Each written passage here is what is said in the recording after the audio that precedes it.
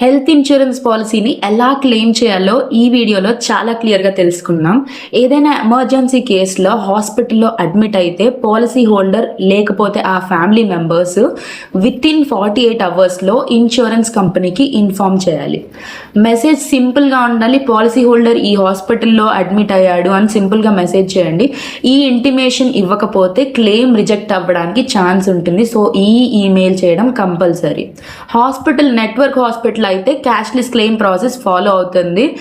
అంటే పేషెంట్కి హాస్పిటల్లో మనీ పే చేయాల్సిన అవసరం ఉండదు. వాళ్ళ ఫ్యామిలీ ఏం పాకెట్లో నుంచి మనీ తీయాల్సిన అవసరం ఉండదు. ఇన్సూరెన్స్ కంపెనీ ఆ హాస్పిటల్ రెండు డైరెక్ట్గా సెటిల్మెంట్ చేసుకుంటాయి. సో ఆ పేషెంట్కి అయ్యే ఖర్చులు ఆ ఇన్సూరెన్స్ కంపెనీ భరిస్తుంది. నాన్ నెట్వర్క్ హాస్పిటల్ అయితే first total expense patient side నుంచి పే చేయాల్సి వస్తుంది. ఆ తర్వాత డిశ్చార్జ్ అయిపోయిన తర్వాత hospital bills and documents collect చేసి వితిన్ 45 డేస్లో ఇన్సూరెన్స్ కంపెనీకి సబ్మిట్ చేయాలి. తర్వాత ఇన్సూరెన్స్ కంపెనీ రియంబర్స్మెంట్ ప్రాసెస్ చేస్తుంది అండ్ ఆ మనీని పాలసీ హోల్డర్ బ్యాంక్ అకౌంట్లో డిపాజిట్ చేస్తుంది.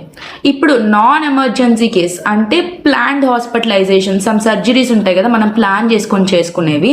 అలాంటివి ఫర్ ఎగ్జాంపుల్ ఏదైనా సర్జరీ ఆల్రెడీ ప్లాన్ చేసుకున్నాం, హాస్పిటల్లో అడ్మిట్ అవుతున్నాం అన్నప్పుడు హాస్పిటల్లో అడ్మిట్ అవ్వకముందు 72 అవర్స్ బిఫోర్ ఇన్సూరెన్స్ కంపెనీకి ఇన్ఫామ్ చేయండి. మెసేజ్ ఆర్ మెయిల్ చేయండి క్లియర్గా, ఈ రీజన్ కోసము ఈ ఇష్యూ వల్ల ఈ హాస్పిటల్లో అడ్మిట్ అవుతున్నాము అని. సో 72 అవర్స్ ముందు ఇంటిమేషన్ చేయకపోతే క్లెయిమ్ రిజెక్ట్ అయ్యే ఛాన్స్ ఉంటుంది. ప్లాన్డ్ కేసులో కూడా సేమ్ ప్రాసెస్.